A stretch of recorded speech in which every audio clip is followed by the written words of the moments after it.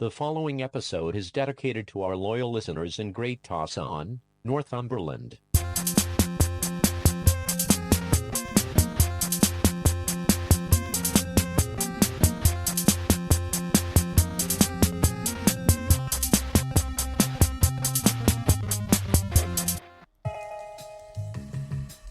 Here we are at the STEEZ again. I'm Jezbot. I'm Timmy Taco. What had that last STEEZ? What an episode, eh? Oh, it was a corker.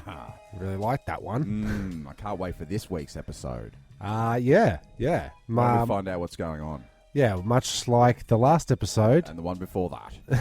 Here we go.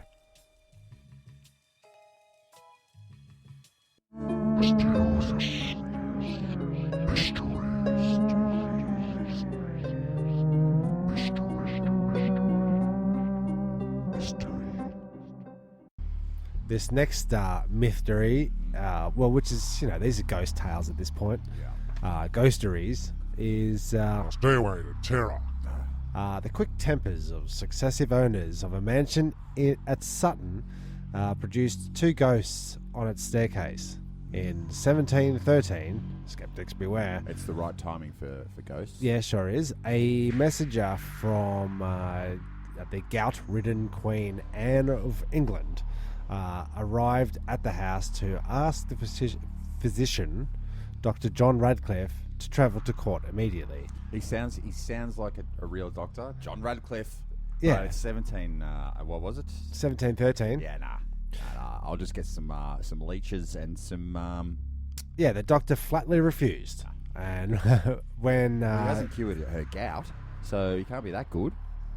Well, when they tried to change his mind, he flung the man down the stairs and broke his neck.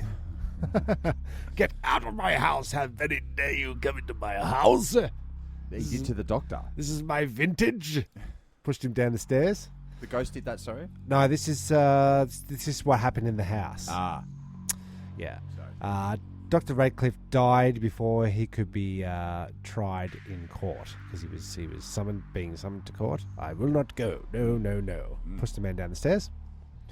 I think I'm following. The house was bought later by Sir John Fellows. Only a few years later, he had heated argument with a tax collector on the first floor of the landing, and the revenue man plunged to his death after being knocked over the balustrade. So On the first floor. So the exact same thing happened about a few years later. You do the math. You do it. So it sounds like the first floor is above the ground. Well, floor.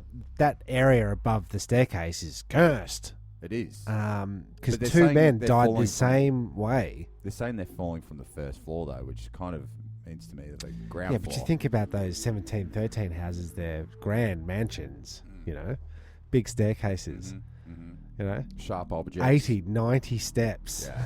And if you cut... No penicillin either. Afterwards, the ghosts of both victims were regularly seen on the staircase. Oh, awesome. So that's the ghost part. They just tacked that little ghost part on the end. Yeah, I saw on the news lately. They've the steps of Rome or something like that. Some really famous steps over there. Yeah. And the police have banned people from sitting on the steps or eating on the steps or drinking on the steps. Right. So I don't know what's going to happen with these ghosts. The staircase ghosts. Where are they going to go? Where are they going to sit? What are they? Fascists.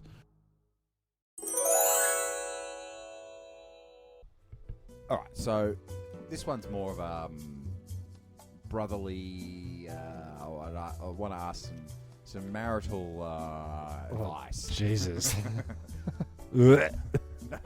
Go ahead. Well, it has something to do with the bedroom specifically. Yeah, but it's all above board. Okay. So, winter time. It's come around again. It's always a battle. We've upgraded to a king size bed, so there's plenty of room now. It's not a room issue, but it's a duvet or a doona issue. Yeah, okay. It's a haberdashery. It's a haberdashery. It's a big doona, but it's not big enough for the two of us. So what? Even a king? A king size. Oh. Well, I'm What more more of do a, you need? well, I'm more of King a two? electric boogaloo, electric blanket boogaloo. No, it's more of a. Cass is more of a fidgeter in the She's a bed. fidgeter in bed. There's kicking, there's rolling around. She comes to bed later than I do, and so the question is it right? Is it okay that we have gone to same bed, separate doonas? Yes, that's problematic. Yep, that's problematic. Any problems you're having in the bedroom, Jeremy, should He said first on the and foremost, podcast. first and foremost be kept in privacy. But I would say similar to the dishwasher issue, where you go and inspect the dishwasher and just change it around, just so quite like that. so it's a bit better. So I don't have it scheduled in. It's just that when I go to put something else in the dishwasher, I may inspect it, So as you say, and maybe move around some plates or cups or whatever. So too in the bedroom, you're opting for your own doona. Whose idea was that? Mine. Right. So you're the problem. Well, it must have got to that point of being freezing, Okay. and I've said, look, winter time, this is just ridiculous. We've both got jobs. Yeah. We earn enough money. Got to double down. Double doona we can down. afford another doona. Double down. Double down. Maybe you should have doubled down. Doona. So two doonas on top of each other. Two people under the doona. It's a double Married. double. It's a double double. It's a double. Yeah. So I don't think it's going to be a permanent solution. I think when summer comes, we can share a doona. Okay. So is the king doona the exact size of the king base bed? It's not. It's a little bit bigger, but it could try to be going for the floor. It needs to really drape over. But I tell you what, the hard thing is changing the bloody the doona cover. Oh yeah. It's heavy. It's a big flick. Heavy. It's a big flick. You need more room to do that. So you can't go too crazy on the king size doona. We don't want to go too big. King. Right. What was this segment? The segment it was advice. Was it? Yeah, I wanted your marital advice. Oh, okay. I did run it by a mate of ours, Trav, Okay. long-time non-listener. Not Trev. No, Trav. And he said immediately, no, we sorted that out 10 years ago. That was year one. We made that rule. Double down? Double down. He goes, it's just, you just don't know. You're sharing a house, sharing a bed. Sharing a life. You don't need to be sharing a doona as well. Yeah, true. That's true. And I have noticed since having my own doona, I'm sleeping right through until you need to do that 5 o'clock piss. Okay. And I really wrap myself up. I swaddle myself. Okay. Oh, well, that's a bit different. Cocooning is a whole other thing. Thanks. Well, now you know. Now we all know. I love you, Cass. Wow, what a mad day at the laboratory. I was so close to finding a cure for scalp herpes. Where is my precious pooch, Hypotheses? Hypotheses, where are you? I've got your little doggy doodle delights. Little Doggy Doodle Delights now comes with packs of nutrients and female runoff from discarded abortion clinic waste, refined and improved straight from the streets and beautiful back alleys of Puerto Rico. So don't settle for less. Give your dog the best. Little Doggy Doodle Delights. Little Doggy Doodle Delights. Little Doggy Doodle Delights. Little Doggy Doodle Delights. Community concerns the concerned community, correcting the community. Wait a minute. Down. It's basically Batman. Oh, it's basically Batman? Changed the name, Tim, last week. Okay, Yeah. that's why we changed it, because it was so hard to remember. Well, we couldn't. So we decide whether the next thing is a community concern or whether I'm basically Batman. Because you dished out some vigilante justice. This week, not yes. Yes, no? Yes, I did. You're telling the story. That's right. So, am I basically Batman because the neighbour was building a commercial kitchen in his backyard, and I ticked off on the old plans, and I'm sure we've mentioned this in the pod before, I but don't know. I think this might be a freshie.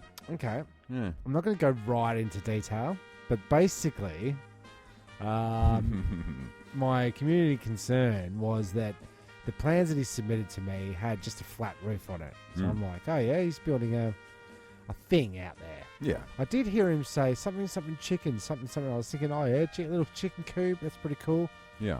Signed off on it, looked at the plans, it was fine. When he built 3 big exhaust chimneys on the top of it. They were very, very large. And can I stop you right there? Please do.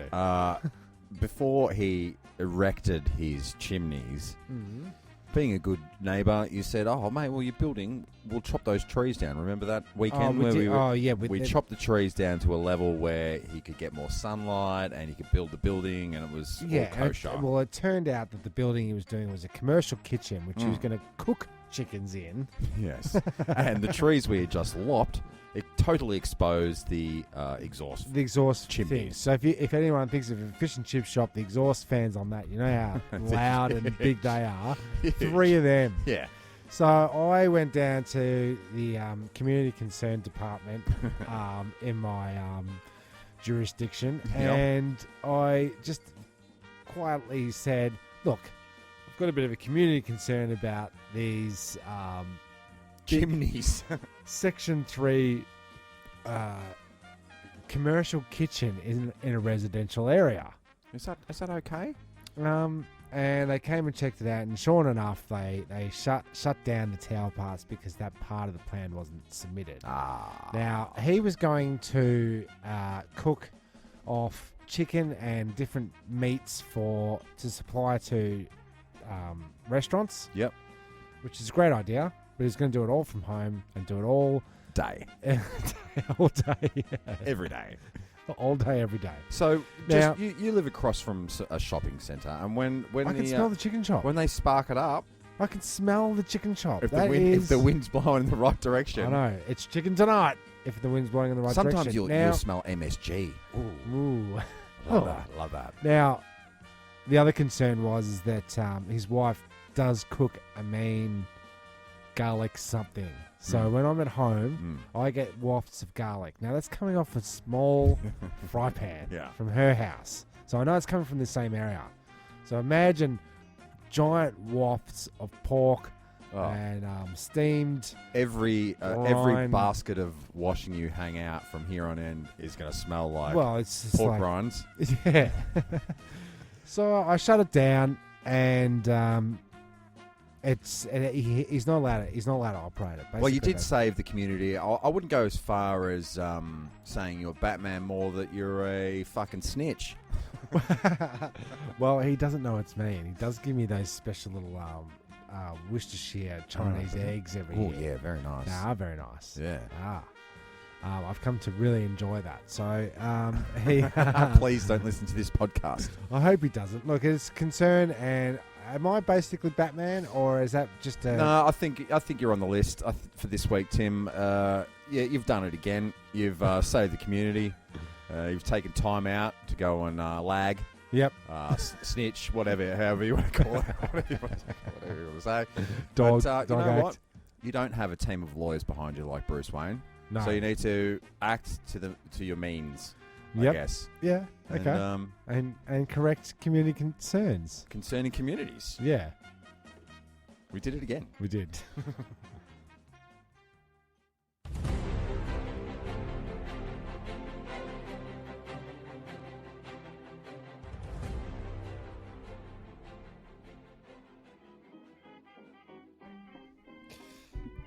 This week is Teacher of the Week at school. Are you still going to school? What grade are you in?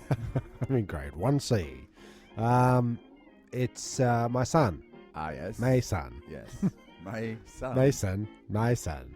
Sounds and Vietnamese. Sure, it does.